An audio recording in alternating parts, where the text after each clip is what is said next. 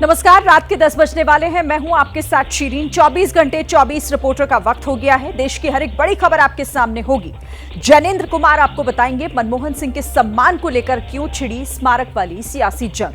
बलराम पांडे बताएंगे आम आदमी पार्टी और कांग्रेस के झगड़े को सुलझाने के लिए कौन आया आगे। शिवांक मिश्रा जो दिखाएंगे संभल में जामा मस्जिद के सामने पुलिस चौकी बनाने को लेकर क्यों तकरार छिड़ गई है। और निधि श्री हमें बताएंगी केंद्रीय मंत्री चिराग पासवान के किस करीबी के खिलाफ ईडी ने एक्शन शुरू किया है। तो आइए शुरू करते हैं 24 घंटे 24 रिपोर्टर आज की सबसे बड़ी खबर के साथ। तिरंगे में लिपटा पूर्व प्रधानमंत्री मनमोहन सिंह का पार्थिव शरीर, श्रद्धांजलि देने के लिए दिन भर उमड़ी लोगों की भीड़। राष्ट्रपति द्रौपदी मुर्मू, उपराष्ट्रपति जगदीप धनखड़, प्रधानमंत्री नरेंद्र मोदी, गृह मंत्री अमित शाह समेत तमाम दिग्गज पूर्व प्रधानमंत्री के आवास पर पहुंचे और नम आंखों से श्रद्धांजलि दी। एक नेक इंसान के रूप में, एक विद्वान अर्थशास्त्री के रूप में उन्हें हमेशा याद किया जाएगा। कांग्रेस नेता सोनिया गांधी, कांग्रेस अध्यक्ष मल्लिकार्जुन खड़गे, लोकसभा में नेता विपक्ष राहुल गांधी और प्रियंका गांधी समेत पार्टी के तमाम नेताओं ने भी हिंदुस्तान के महानायक के पार्थिव शरीर के अंतिम दर्शन किए। कल सुबह मनमोहन सिंह का पार्थिव शरीर लोगों के दर्शन के लिए कांग्रेस मुख्यालय में रखा जाएगा और फिर बाद में वहीं से अंतिम यात्रा शुरू होगी। दिल्ली के निगम बोध घाट पर होगा पूर्व प्रधानमंत्री मनमोहन सिंह का अंतिम संस्कार। कांग्रेस अध्यक्ष खड़गे ने पीएम मोदी को पत्र लिखकर अंतिम संस्कार के लिए ऐसी जगह की मांग की जहां स्मारक बनाया जा सके। कांग्रेस अध्यक्ष मल्लिकार्जुन खड़गे ने पीएम मोदी को लिखी चिट्ठी में कहा है कि मनमोहन सिंह का अंतिम संस्कार और स्मारक स्थापित करना ही उनको सच्ची श्रद्धांजलि होगी। वहीं अलका लांबा ने कहा कि निगम बोध घाट पर अंतिम संस्कार करना मनमोहन सिंह के सम्मान के खिलाफ जाना होगा। ये राजनीति का विषय हो ही नहीं सकता। उनके कद के मुताबिक 10 साल उन्होंने बतौर प्रधानमंत्री सेवा की। एक स्मारक का निर्माण हो, अब सरकार को निर्णय लेना। इससे पहले जब पूर्व प्रधानमंत्री अटल बिहारी वाजपेयी का निधन हुआ था तब उनके लिए स्मारक बनाया गया था। कांग्रेस इसी बात का हवाला देते हुए फैसले पर सवाल उठा रही है। तबीयत खराब होने के बावजूद व्हील चेयर पर संसद पहुंचते थे मनमोहन सिंह। लोगों को याद आ रहा पिछले साल का वीडियो। ये पिछले साल अगस्त की ही तस्वीर है जब मनमोहन सिंह व्हील चेयर पर बैठकर राज्यसभा पहुंचे थे। मनमोहन सिंह इस वजह से संसद आए थे ताकि दिल्ली सर्विसेज बिल पर वोटिंग कर सकें। मनमोहन सिंह ने जब संसदीय पारी समाप्त की तो इसका जिक्र पीएम मोदी ने भी अपने संबोधन में किया। मुझे याद है उस सदन के अंदर वोटिंग का अवसर था। पता था कि विजय ट्रेजरी बैंक की होने वाली, लेकिन doctor Manmohan Singh ji wheel chair में आए, वोट किया। एक सांसद अपने दायित्व के लिए कितना सजग है उसका वो उदाहरण है। मनमोहन सिंह 6 बार राज्यसभा के सदस्य रहे। 6 साल तक उन्होंने नेता विपक्ष की भूमिका भी निभाई। 5 साल वित्त मंत्री और 10 साल प्रधानमंत्री रहे, लेकिन कभी भी विवादों को लेकर चर्चा में नहीं आए। डॉक्टर मनमोहन सिंह एक महान अर्थशास्त्री तो थे ही, इसके साथ ही शेर व शायरी में भी उनकी खास रुचि थी। हजारों जवाबों से अच्छी है मेरी खामोशी, न जाने कितने सवालों की आबरू रखी। संसद में पूर्व प्रधानमंत्री ने ये शायरी उस वक्त पढ़ी थी जब कोयला आवंटन को लेकर विपक्ष भ्रष्टाचार के आरोप लगा रहा था और मनमोहन सिंह की खामोशी पर सवाल उठा रहा था। मशहूर शायर और कांग्रेस सांसद इमरान प्रतापगढ़ी ने भी एक कविता के जरिए मनमोहन सिंह को श्रद्धांजलि दी। उन्होंने लिखा, अमन का, शांति का तरफदार था, जिनकी खामोशियों का भी मेयार था। फूल को फूल था, खार को खार था, कितना ज्यादा असरदार सरदार था। कांग्रेस नेता शशि थरूर ने भी मनमोहन सिंह को एक शायरी के जरिए नमन किया है। बेहद गरीबी में बीता था मनमोहन सिंह का बचपन, हुनर की बदौलत बनाई पहचान। बचपन में ही मनमोहन सिंह के सिर से मां का हाथ उड़ गया। दादा दादी ने परवरिश की और पढ़ाई में वो इतने अव्वल थे कि 1954 में पंजाब यूनिवर्सिटी से अर्थशास्त्र में पोस्ट ग्रेजुएट की डिग्री हासिल की। इसके बाद 1957 में कैम्ब्रिज यूनिवर्सिटी से डिग्री कोर्स किया और फिर 1962 में ऑक्सफोर्ड यूनिवर्सिटी से अर्थशास्त्र में डीफिल किया। 1971 में वाणिज्य मंत्रालय में बतौर आर्थिक सलाहकार वो भारत सरकार में शामिल हुए, जिसके एक साल बाद ही वित्त मंत्रालय में मुख्य आर्थिक सलाहकार बन गए। इसके बाद 1980 में योजना आयोग के सदस्य बने और 1982 में रिजर्व बैंक ऑफ इंडिया के गवर्नर बन गए। मनमोहन सिंह की काबिलियत को देखकर उन्हें 1991 में नरसिम्हा राव ने अपनी सरकार का वित्त मंत्री नियुक्त कर दिया। गरीब परिवार में पैदा हुए मनमोहन सिंह ने ऐसा काम किया कि 30 करोड़ से ज्यादा लोग गरीबी की रेखा से बाहर आ गए। मनमोहन सिंह को राहुल गांधी ने बताया राजनीतिक गुरु, लोगों को याद आया अध्यादेश वाला किस्सा। साल 2013 में सुप्रीम कोर्ट ने एक फैसला सुनाया था जिसमें सांसदों और विधायकों के दोषी पाए जाने पर उनकी सदस्यता रद्द करने का आदेश था, लेकिन मनमोहन सिंह की सरकार ने अध्यादेश पारित करते हुए सुप्रीम कोर्ट के इस अहम फैसले को निष्क्रिय कर दिया था। इसके बाद राहुल गांधी प्रेस कॉन्फ्रेंस करने पहुंचे और वो प्रेस कॉन्फ्रेंस आज भी याद की जाती है। My opinion on the ordinance is that it's complete nonsense and that it should be torn up and thrown out. That's my opinion, my personal opinion on the ordinance. I'll repeat it for you. My opinion on the ordinance is that it should be torn up and thrown away. इस घटना से मनमोहन सिंह इतने खफा हो गए थे कि उन्होंने प्रधानमंत्री पद से इस्तीफा तक देने का मन बना लिया था। हालांकि बाद में उनकी नाराजगी दूर हो गई। मनमोहन सिंह की जिंदगी से जुड़ा रहा मारुति 800 कार का रिश्ता। जिंदगी में कभी कोई दूसरी कार नहीं खरीदी। मनमोहन सिंह के निधन पर उनकी कार का जिक्र यूपी के मंत्री और पूर्व आईपीएस असीम अरुण ने किया, जो साल 2004 से लगातार 3 साल तक उनके बॉडीगार्ड रहे थे। असीम अरुण ने सोशल मीडिया पर पोस्ट करते हुए बताया कि पीएम हाउस में बीएमडब्ल्यू के पीछे उनकी कार खड़ी रहती थी। मनमोहन सिंह कहते थे कि उन्हें बीएमडब्ल्यू में चलना पसंद नहीं है, मेरी गड्डी तो मारुति है। तो मनमोहन सिंह जी बहुत असहज महसूस करते थे, बोलते कि नहीं मैं इस गाड़ी में नहीं बैठूंगा, लेकिन साथ साथ अपनी मारुति 800 की ओर जरूर देखते थे। आखिरी बार भी मनमोहन सिंह ने जब राज्यसभा के लिए अपना नामांकन दाखिल किया था, तब भी उन्होंने अपनी मारुति 800 कार का जिक्र किया था, जिसे उन्होंने 1996 में खरीदी थी। हिंदुस्तान में आर्थिक सुधारों के सरदार थे मनमोहन सिंह। भारतीय अर्थव्यवस्था को पटरी पर लाने का दिया जाता है श्रेय। 90 के दशक में जब भारत दिवालिया होने की कगार पर खड़ा था, तब 1991 में वित्त मंत्री की कुर्सी संभालकर मनमोहन सिंह ने देश की अर्थव्यवस्था को नई दिशा दी। उन्होंने भारतीय अर्थव्यवस्था को उदारीकरण, निजीकरण और वैश्वीकरण की ओर ले जाने वाले ऐतिहासिक सुधार किए। उनकी नीतियों की वजह से ही भारत आर्थिक संकट से बाहर निकला और वैश्विक मंच पर एक मजबूत अर्थव्यवस्था के रूप में स्थापित हुआ। आरटीआई से लेकर मनरेगा और देश के लोगों को खाने से लेकर शिक्षा का अधिकार दिलाने वाले मनमोहन सिंह को ये देश हमेशा याद रखेगा। मनमोहन सिंह को भारत रत्न देने की उठी मांग, आम आदमी पार्टी समेत कई दलों ने किया मांग का समर्थन। अरविंद केजरीवाल और सीएम आतिशी ने मनमोहन सिंह के अंतिम दर्शन किए। इसी बीच संजय सिंह ने कह दिया कि मनमोहन सिंह को भारत रत्न देने पर केंद्र सरकार को विचार करना चाहिए। भारत रत्न मिलने के वो काबिल हैं और निश्चित रूप से उनको भारत रत्न मिलना चाहिए। संजय सिंह के साथ साथ कई और नेता भी मनमोहन सिंह को भारत रत्न देने की मांग कर रहे हैं। मनमोहन सिंह जी को सर्वोच्च से सर्वोच्च अवार्ड है, उनको मिलना चाहिए और इस देश का सबसे महान अवार्ड जो है वो भारत रत्न है। उनके लिए किसी को ये बताने की जरूरत नहीं पड़नी चाहिए कि इनको भारत रत्न दिया जाए, कि वो डिजर्व करते हैं। अब तक देश में 15 प्रधानमंत्री हो चुके हैं, जिनमें से 9 को इस सम्मान से नवाजा जा चुका है। इस साल की शुरुआत में पूर्व प्रधानमंत्री चौधरी चरण सिंह और पीवी नरसिम्हा राव को भी भारत रत्न सम्मान दिया गया।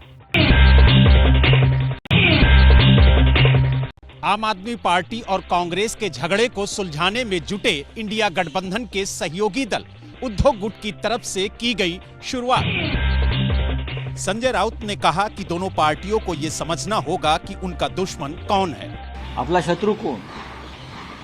कांग्रेस की भारतीय जनता पक्ष, राहुल गांधी की नरेंद्र मोदी, अमित शाह। उधर दिल्ली कांग्रेस के कुछ नेताओं को लेकर आम आदमी पार्टी भड़की हुई है और बीजेपी के साथ मिलीभगत का लगा रही है आरोप। दिल्ली का शाहीन बाग आज फिर क्यों चर्चा में आया? संभल में किस बात को लेकर लोगों ने जताई आपत्ति? देखिए देश की बड़ी खबरें। दिल्ली में विधानसभा चुनाव से पहले फर्जी वोटर कार्ड बनाने का खुलासा। शाहीन बाग में 4 लोगों पर केस दर्ज। आरोप है कि कुछ लोगों ने फर्जी दस्तावेज का इस्तेमाल करते हुए नए वोटर कार्ड बनवाए हैं, जबकि कुछ लोगों ने एड्रेस चेंज कराने की कोशिश की है। दिल्ली पुलिस ने ये एफआईआर निर्वाचन पंजीकरण अधिकारी की शिकायत पर दर्ज की है। पुलिस अब ये पता करने में जुटी हुई है कि इस साजिश में कोई बड़ा रैकेट तो शामिल नहीं है। संभल में जामा मस्जिद के सामने पुलिस चौकी बनाने की तैयारी।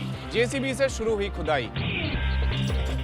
मस्जिद के पास मौजूद खाली जमीन की पहली पैमाइश की गई और फिर खुदाई का काम शुरू किया गया। इस दौरान कुछ लोगों ने दावा किया कि इस जमीन का कुछ हिस्सा वक्फ का है, तो कुछ लोगों ने दावा किया इस हिस्से में उनका प्लॉट भी है।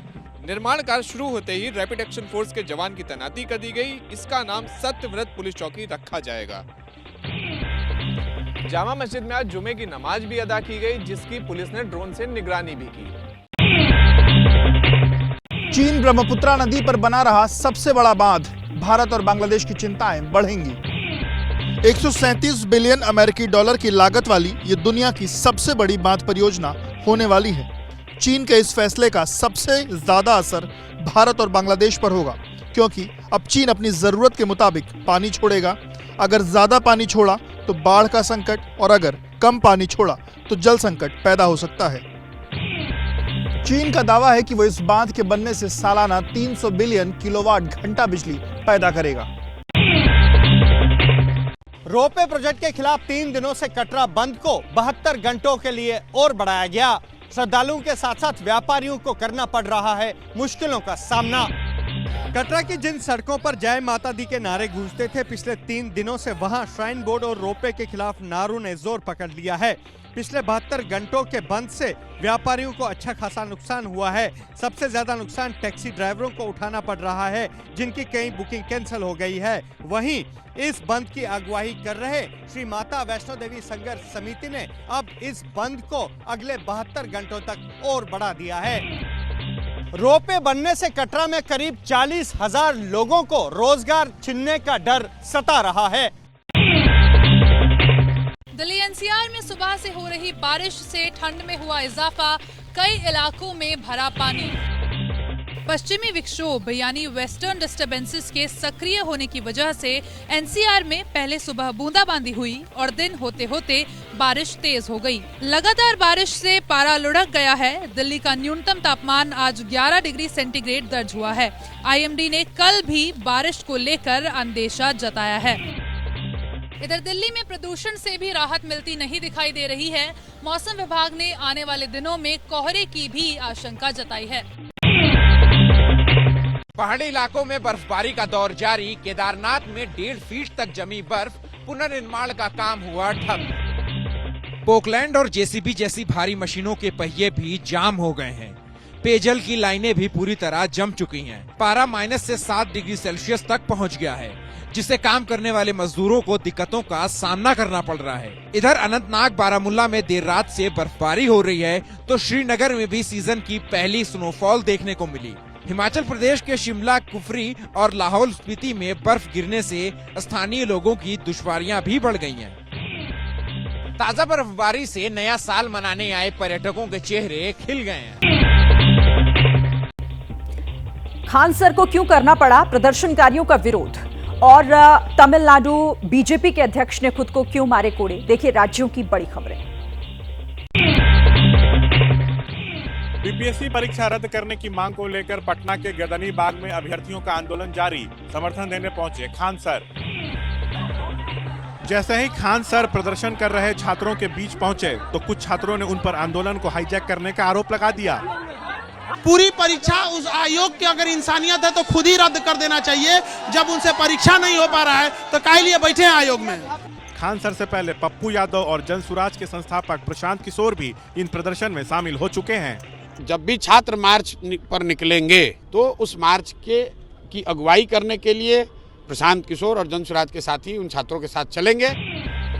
इधर अभ्यर्थियों का कहना है कि जब तक पूरी परीक्षा रद्द नहीं होगी तब तक उनका धरना प्रदर्शन चलता रहेगा।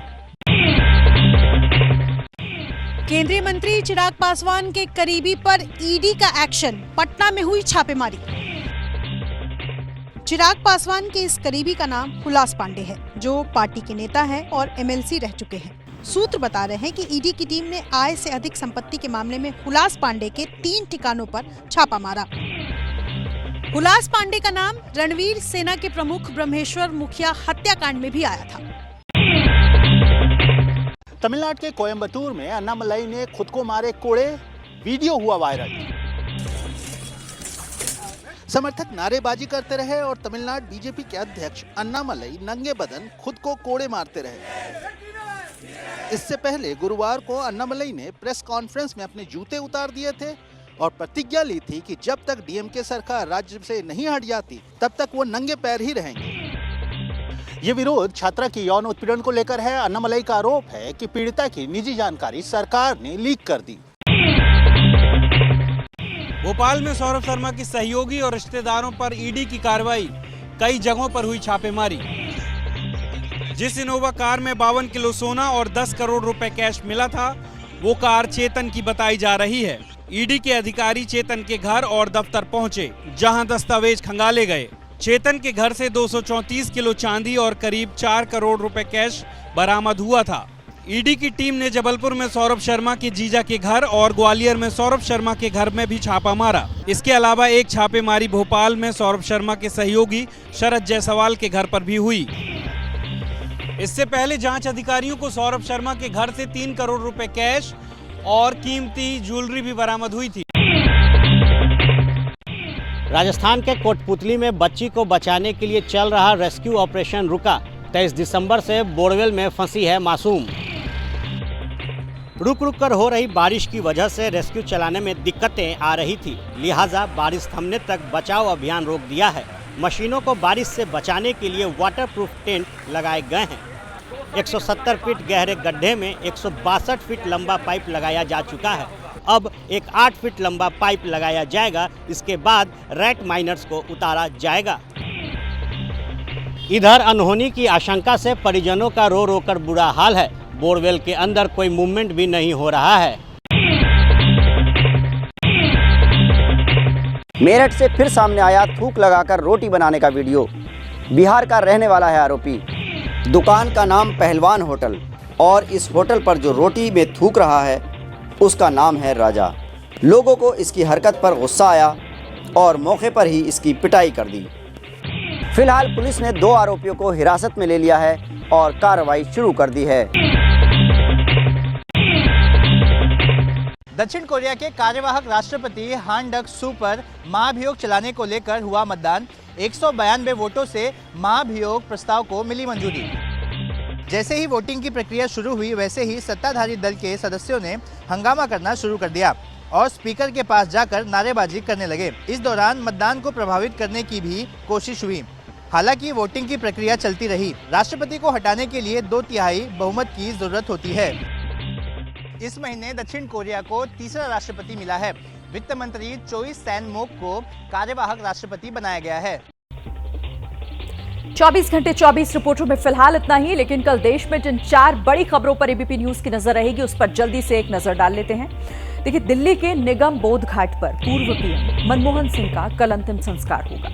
रोपवे के विरोध में कटरा में व्यापारियों की हड़ताल जारी रहेगी। दिल्ली एनसीआर में बारिश जारी रहने का अनुमान है। कल बॉर्डर गावस्कर ट्रॉफी चौथे टेस्ट मैच का तीसरा और अहम दिन है। तो तमाम खबरें आपको विस्तार से बताएंगे और एबीपी न्यूज पर मेरे साथ आगे जरूर देखिएगा राज्यपथ, जिसमें आपको दिखाएंगे मोदी मनमोहन के रिश्तों की इनसाइड स्टोरी।